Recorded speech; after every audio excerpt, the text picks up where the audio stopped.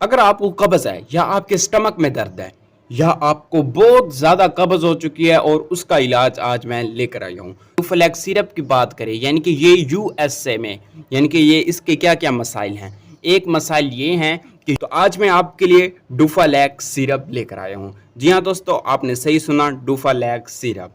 यानी कि अगर आपको हफ्ते दिन की या 5 दिन की या 2 दिन की कब्ज़ है तो उसके लिए डुफलेक्स सिरप बेस्ट है पड़ा। अगर हम इसके इस्तेमाल की बात करें तो ये ज़्यादातर डुफलेक्स सिरप कब्ज़ में इस्तेमाल किया जाता है।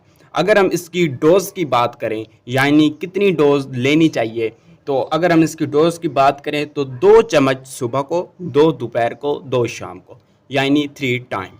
और अगर मैन बड़ा है या चिल्ड्रन है तो ज़्यादातर वो वाटर के साथ इस्तेमाल करे इस डुफलेक्स सिरप को। यानी कि इस सिरप को ऐसे ना पी लिया जाए बल्कि पानी में मिक्सअप करके फिर इस्तेमाल कर सकते हैं।